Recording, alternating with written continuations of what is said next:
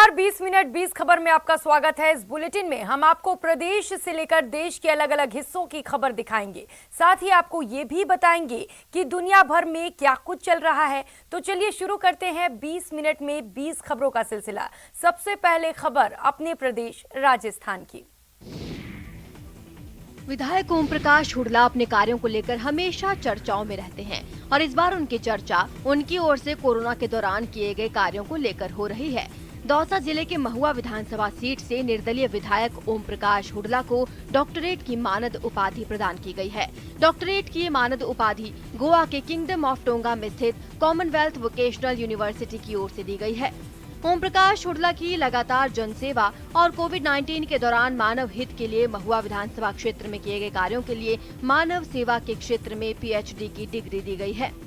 Commonwealth vocational university के द्वारा हमें डॉक्टरेट की जो उपाधि दी है उसको मैं हमारे विधानसभा क्षेत्र के सर्व समाज के लोगों के चरणों में समर्पित करता हूं और इसका श्रेय उन्हीं सारी जाति बिरादरी के लोगों को देना चाहता हूं जिन्होंने विधानसभा में चुनकर मुझे दो बार भेजा। आपको बता दें, कोरोना काल के दौरान हुडला को फोन घुमाओ, घर बैठे दवा और भोजन पाओ मुहिम की खूब चर्चा हुई थी। उन्होंने फ्री में खाने से लेकर गरीब मजदूरों और जरूरतमंदों को जिस तरह से दवा और दूसरी जरूरी चीजें दी वो काबिले तारीफ है और उसी की वजह से उन्हें ये सम्मान मिला है। स्वामी विवेकानंद से जुड़ी चीजों से कौन रूबरू नहीं होना चाहेगा।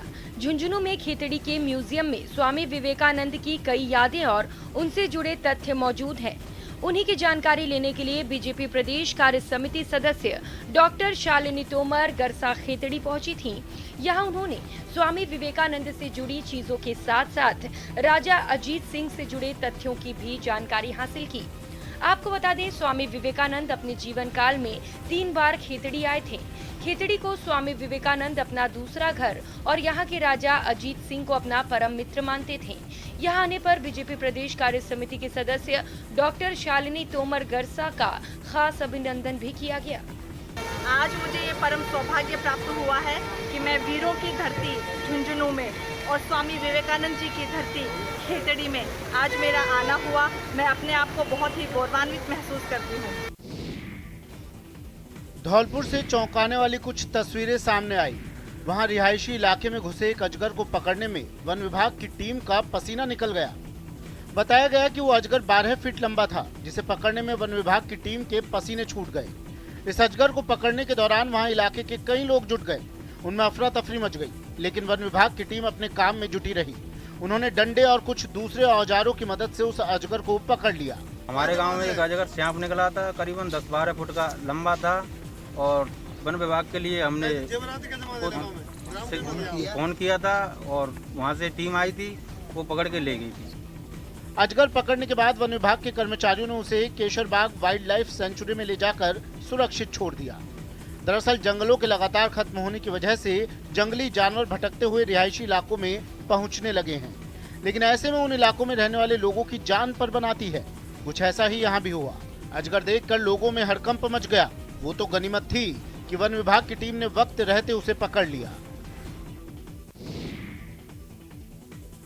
और अब देख लेते हैं कुछ अन्य राज्यों की खबरें। प्रधानमंत्री नरेंद्र मोदी ने मन की बात कार्यक्रम में इस बार वैक्सीनेशन अभियान पर बात की और देशवासियों को इस लक्ष्य को हासिल करने के लिए बधाई दी। मन की बात कार्यक्रम में पीएम मोदी ने कहा कि 100 करोड़ वैक्सीन डोज के बाद देश नए उत्साह, नई ऊर्जा से आगे बढ़ रहा है। हमारे वैक्सीन कार्यक्रम की सफलता भारत के सामर्थ्य को दिखाती है। मैं अपने देश के लोगों की क्षमताओं से भली भांति परिचित हूँ। मैं जानता हूँ कि हमारे हेल्थ केयर वर्कर्स देशवासियों के टीकाकरण में कोई कोर कसर नहीं छोड़ेंगे। कोटि कोटि नमस्कार। और मैं कोटि कोटि नमस्कार इसलिए भी कह रहा हूँ कि 100 करोड़ वैक्सीन डोज के बाद आज देश नए उत्साह, नई ऊर्जा से आगे बढ़ रहा है। पीएम मोदी ने मन की बात में ये भी कहा कि 31 अक्टूबर को सरदार पटेल जी की जन्म जयंती है। उनकी जयंती पर मन की बात के हर श्रोता की तरफ से और मेरी तरफ से मैं लौह पुरुष को नमन करता हूँ। अगर हम में एकता नहीं हुई तो हम खुद को नई नई विपदाओं में फंसा देंगे। यानी राष्ट्रीय एकता है तो ऊंचाई है, विकास है हम सरदार पटेल जी के जीवन से, उनके विचारों से बहुत कुछ सीख सकते हैं। मेक्सिको में ड्रग्स माफियाओं के बीच हुई शूटआउट में भारतीय मूल की एक महिला की मौत हो गई। मृतक महिला का नाम अंजलि रयोत है, जो मूल रूप से हिमाचल की रहने वाली हैं। अंजलि कुछ दिन पहले ही अपने पति उत्कर्ष संग मेक्सिको आई थी। वे अपने बर्थडे सेलिब्रेशन के लिए वहां पहुंची थी, लेकिन ड्रग्स तस्करों के बीच हुई फायरिंग में उन्होंने अपनी जान गंवा दी। अंजलि की मौत से हिमाचल के सोलन में उनका परिवार सदमे में है। अंजलि के पिता का कहना है कि पिछले साल वो सोलन आई थी और 4 महीने रहने के बाद वापस कैलिफोर्निया चली गई थी। 22 अक्टूबर को अंजलि अपने पति के साथ ही थी और मेक्सिको में डिनर करने गई थी, लेकिन जैसे ही अंजलि ने एक स्टोर से आइसक्रीम खरीदी, वहां पर गोलीबारी शुरू हो गई। उस गोलीबारी में एक जर्मन महिला के साथ अंजलि की भी मौत हो गई। अंजलि के पति उत्कर्ष ने इस घटना के बारे में अंजलि के भाई को जानकारी दी, जिसने फिर हिमाचल में अपने परिवार को इस घटना की जानकारी दी। अंजलि एक ब्लॉगर होने के साथ साथ लिंक्डइन कंपनी में काम कर रही थी। इससे पहले वो कई सालों तक याहू में काम कर रही थी। छत्तीसगढ़ के कोरबा से हैरान करने वाली तस्वीरें सामने आई हैं। वहां पुलिस के रवैये से नाराज कुछ लोगों ने जमकर हंगामा किया। बताया गया कि इसकी शुरुआत तब हुई जब एक पुलिस वाले ने सब्जी बेचने वालों के साथ गाली गलौज की। पुलिस के इस रवैये से लोगों का गुस्सा भड़क गया और उन्होंने उस पुलिस वाले को चारों तरफ से घेर लिया। आरोप है कि वो अपनी वर्दी का रौब दिखाने की कोशिश करने लगा, जिस पर बात और बिगड़ गई। हालांकि जब उसने लोगों के तेवर देखे तो वो उनसे माफी मांगने में जुट गया। ऐसा कर वो अपनी गाड़ी में बैठने की कोशिश करने लगा ताकि वहां से किसी तरह निकल सके, लेकिन लोगों ने उसे बंधक बना लिया और ले जाकर एक कुर्सी पर बैठा दिया। इस हंगामे की खबर मिलते ही वहां दूसरे पुलिस वाले पहुंच गए। उनके पहुंचते ही बंधक बनाए गए उस पुलिस वाले की जान में जान आई और वो अपनी गाड़ी में बैठकर वहां से निकल गया। हालांकि इस पर भी उन लोगों ने कड़ा एतराज जताया।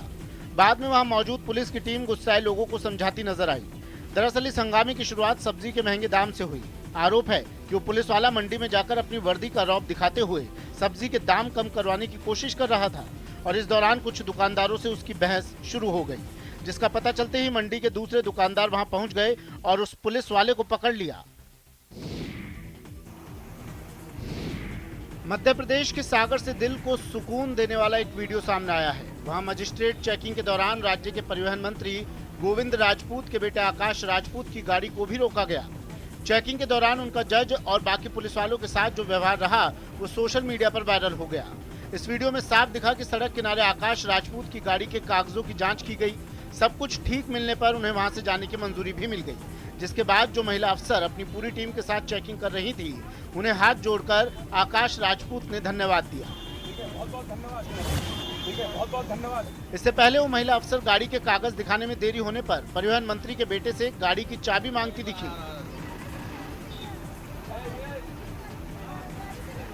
दरअसल एक दिन पहले शहर के अलग अलग हिस्सों में गाड़ियों को रोककर उनके दस्तावेजों की जांच की जा रही थी। इसी कार्रवाई के दौरान एक जगह आकाश राजपूत को भी रोका गया, जिसमें उन्होंने उस टीम का पूरा सहयोग किया। मजिस्ट्रेट चेकिंग के दौरान बाकी सभी लोगों की तरह आकाश राजपूत को भी रोका गया। उनकी गाड़ी के दस्तावेजों की जांच की गई, लेकिन जो व्यवहार इस दौरान आकाश राजपूत का रहा, उसकी सोशल मीडिया पर खूब तारीफ हो रही है। बहुत बहुत धन्यवाद। जब उत्सव आजादी के अमृत महोत्सव का हो तो फिर जगह जेल ही क्यों ना हो, माहौल यूं ही खुशनुमा हो जाता है। मध्य प्रदेश में इंदौर के केंद्रीय जेल में भी आजादी के अमृत महोत्सव के दौरान रंगारंग कार्यक्रम का आयोजन किया गया। इस कार्यक्रम में जेल स्टाफ से लेकर कैदियों तक ने अपनी अपनी कला से दिल जीतने की कोशिश की। जेल में आयोजित इस कार्यक्रम की सबसे खास बात ये रही कि राज्यपाल मंगू भाई पटेल भी इस कार्यक्रम में शामिल होने जेल पहुंचे थे। यहाँ उन्होंने जेल में रह रहे बंदियों को संबोधित किया। सामाजिक परिस्थिति और मनोवृत्ति के कारण जो लोग 4 दीवार के भीतर रह रहे हैं, उनके लिए यह बंदी अवस्था आत्मचिंतन और आत्मविश्लेषण का अवसर है। इस मौके पर राज्यपाल ने जेल परिसर में बंदियों की ओर से बनाए गए कान्हा विक्रय केंद्र का भी जायजा लिया। साथ ही वो ई रिक्शा में बैठकर संपूर्ण जेल परिसर का भ्रमण करते नजर आए। राज्यपाल पटेल ने जेल परिसर में वृक्षारोपण भी किया। उत्तर प्रदेश के कई इलाकों में बारिश थमने के बाद भी लोगों की मुसीबत जारी है। भारी बारिश की वजह से राज्य की कई नदियों में उफान आने के बाद कुछ जिलों में बाढ़ आ गई थी, जो बारिश थमने के बाद भी लोगों के लिए परेशानी का सबब बनी हुई है। मुरादाबाद से सामने आई तस्वीरों में एक इलाका पानी में पूरी तरह डूबा दिखाई दिया। इन हालात में सड़कों का तो कहीं नामो निशान ही नहीं था। एक जगह तो कुछ लोग अपनी मोटरसाइकिलों को बैलगाड़ी पर रखकर ले जाते दिखे।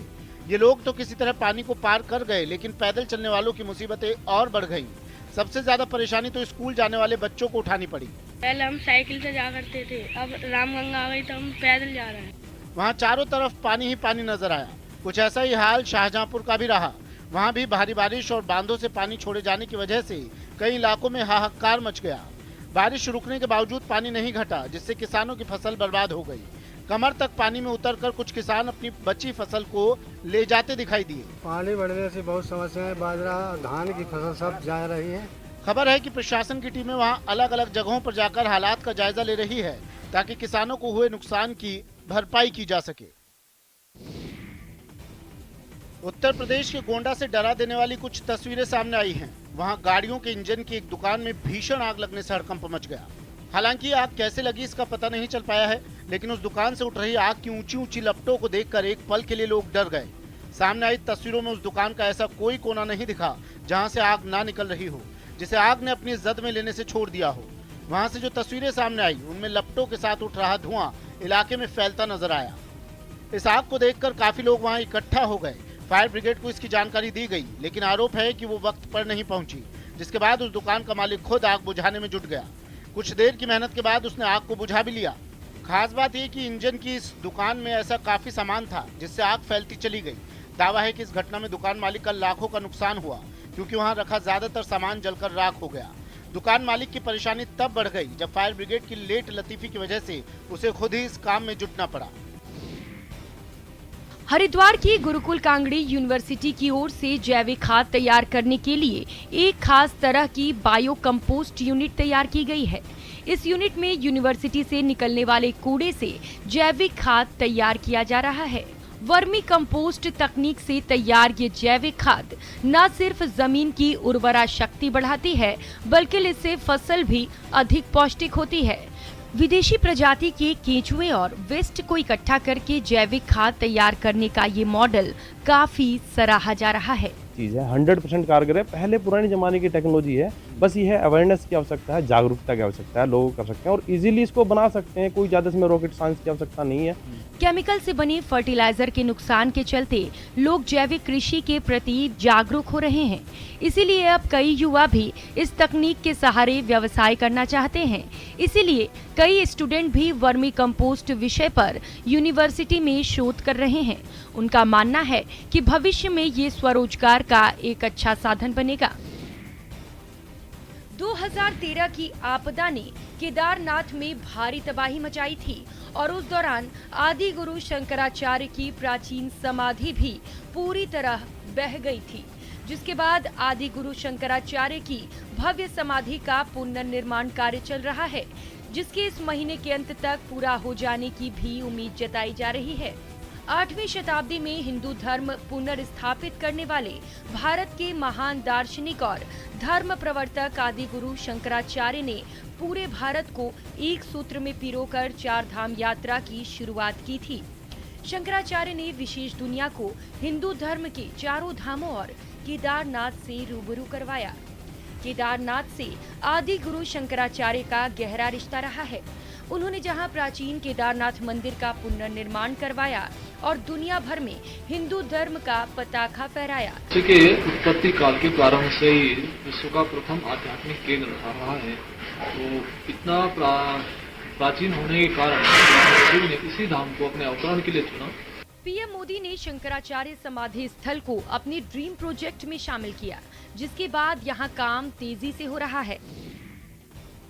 कश्मीर घाटी और लद्दाख में सीजन की पहली जोरदार बर्फबारी हुई। इस बर्फबारी से सेब की फसल को काफी नुकसान पहुंचा, जबकि तापमान में अच्छी खासी गिरावट दर्ज की गई। इस बार अक्टूबर में ही कश्मीर के कई जिलों में जमकर बर्फबारी देखने को मिली है। इस बर्फबारी की मार से सड़कें, पेड़, दुकान और गाड़ियां कुछ भी नहीं बच पाई। हर ओर सिर्फ बर्फ ही बर्फ नजर आई। इस बर्फबारी ने लोगों को घरों में कैद रहने के लिए मजबूर कर दिया। हालांकि जो लोग रोजमर्रा के कामकाज के लिए घरों से बाहर निकले, उन्हें आसमान से बरस रही बर्फ और सड़कों पर जमी बर्फ का सामना करना पड़ा। जब सड़कें बर्फ से पट गई तो गाड़ियों की रफ्तार भी कम हो गई। हालात बेहतर करने के लिए फौरन प्रशासन की टीमों को सड़कों से फौरन बर्फ हटाने के काम में लगा दिया गया। चाहे शोपियां हो या फिर पहलगाम, हर जगह के हालात एक जैसे ही नजर आए। इस बर्फबारी की सबसे ज्यादा मार सेब उगाने वाले किसानों पर पड़ी। कमोबेश कुछ ऐसी तस्वीर लद्दाख से भी सामने आई। वहां भी जमकर बर्फबारी हुई, जिसकी वजह से कई इलाकों में तो सड़कें तक दिखना बंद हो गई, जबकि गाड़ियों और मकानों की छतों पर 2-3 फीट तक बर्फ की परत जमी नजर आई। पेड़ और पहाड़ भी इस बर्फबारी से ढक गए। कश्मीर और लद्दाख में कुछ इलाकों में अगले कुछ दिन तक इसी तरह बर्फबारी का दौर जारी रह सकता है। ओलंपियन नीरज चोपड़ा से लेकर रुपहले पर्दे के कटप्पा तक, सूर्यवंशम के अमिताभ बच्चन से लेकर अजय देवगन के फौजी अवतार तक, शिवाजी से लेकर कोरोना वॉरियर तक, जो भी देखेंगे आप देखते रह जाएंगे। यकीन करना मुश्किल हो जाएगा कि ये 3D पेंटिंग और पोस्टर नहीं बल्कि सूखे रंगों से बनी रंगोली है। जी हाँ, रंगोली। 1-2 नहीं, पूरे 125 रंगोली से सजी ये तस्वीरें गुजरात में राजकोट के अजंता आर्ट गैलरी से आई हैं। बताया जा रहा है दिवाली के मौके पर यहाँ रंगोली प्रतियोगिता का आयोजन किया गया, जिसमें 77 कलाकारों ने 125 रंगोलियां बनाकर अपने हुनर का प्रदर्शन किया। खास बात ये रही कि सभी 125 रंगोली अलग अलग साइज और अलग अलग पैटर्न पर बने थे। बिगिनर्स हैं जिन्होंने शायद रंगोली के कलर पहली बार टच किए, उन लोगों ने भी काफ़ी अच्छा प्रयास किया है। नेचुरल सीन्स बनाए हैं और कई सारे पोर्ट्रेट्स और ऐसा सब बनाया है, तो हमें ये आशा है कि राजकोट की जनता को ये हमारा प्रयास अच्छा लगेगा। इसमें 77 लोगों ने पार्टिसिपेट किया है, छात्रों ने, और 125 रंगोली इसमें बनाई है। अलग अलग थीम पे काम कर रहे हैं।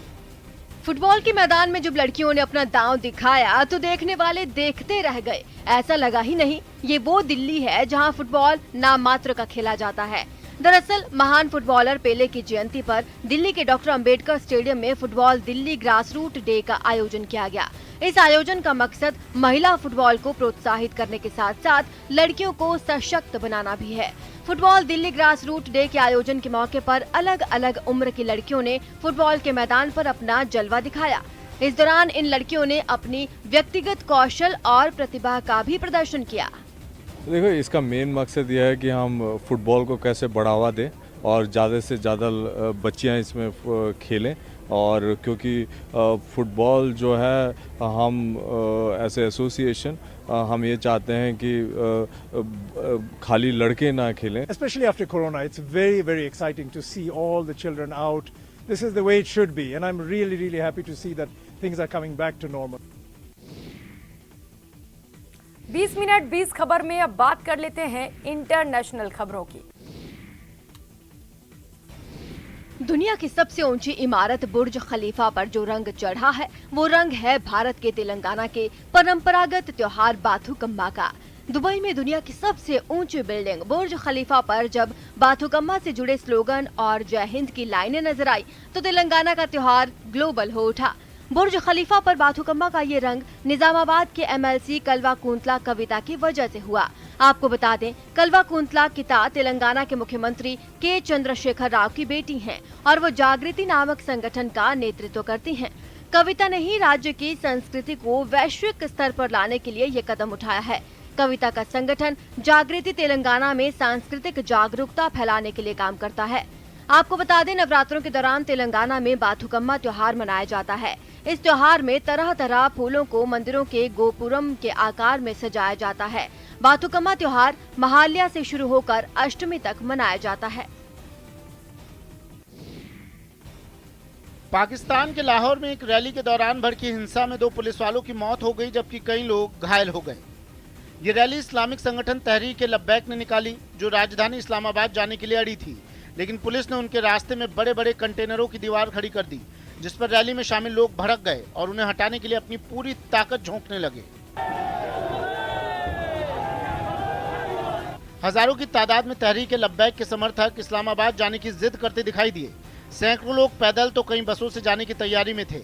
हालांकि वहां मौजूद पुलिस उन्हें रोकने में जुटी रही, लेकिन जब हालात ज्यादा बिगड़ने लगे तो भीड़ पर आंसू गैस के सैकड़ों गोले दागने पड़े।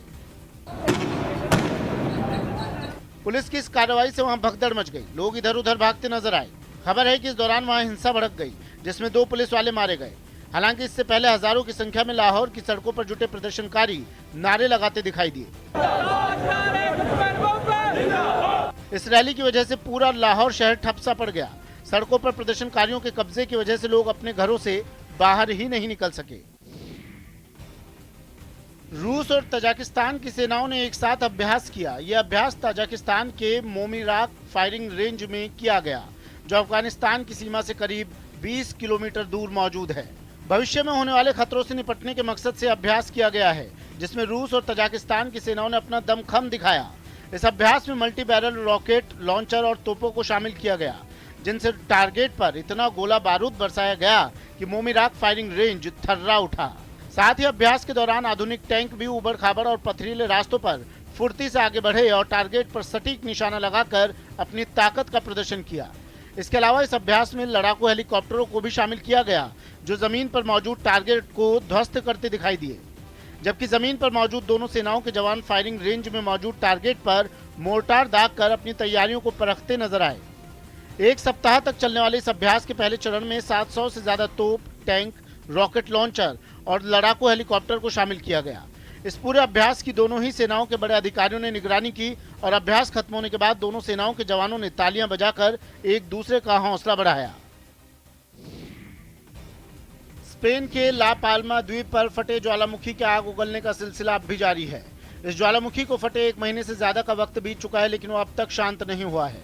ऐसे में लगभग 7,500 लोग उसकी चपेट में आने के डर से अपना घर छोड़कर वहां से भाग चुके हैं। लेकिन ये ज्वालामुखी है कि शांत होने का नाम ही नहीं ले रहा है, बल्कि एक दिन पहले उसके आग उगलते 2 मुहाने आपस में मिलकर एक हो गए, जिसके बाद उस ज्वालामुखी से पूरी ताकत से लावा फूटने लगा। वहां से जो तस्वीरें सामने आई उनमें किसी फव्वारे की तरह ज्वालामुखी से लावा निकलता नजर आया। इस ज्वालामुखी के लगातार आग उगलने की वजह से जमीन पर लावा की नदी बहती दिखाई दी। नदी भी कोई छोटी मोटी नहीं, बेहद लंबी, जिसमें प्यास बुझाने वाला पानी नहीं बल्कि उसके रास्ते में आने वाली हर चीज को राख करने वाला लावा दिखा। ज्वालामुखी के शांत नहीं होने से लावा की ये नदी लगातार बढ़ती जा रही है। वहां से सामने आई कुछ दूसरी तस्वीरों में ज्वालामुखी से बड़ी मात्रा में धुआं निकलता नजर आया। यही वजह रही कि 2 दिन पहले भी सैकड़ों लोग वहां से सुरक्षित जगहों पर पहुंचाए गए। स्पेन का ला पाल्मा ज्वालामुखी कब शांत होगा, यह भूगर्भ वैज्ञानिक भी नहीं समझ पा रहे हैं, जबकि वहां ज्वालामुखी का लावा अब तक 2000 से ज्यादा एकड़ के इलाके में फैल चुका है।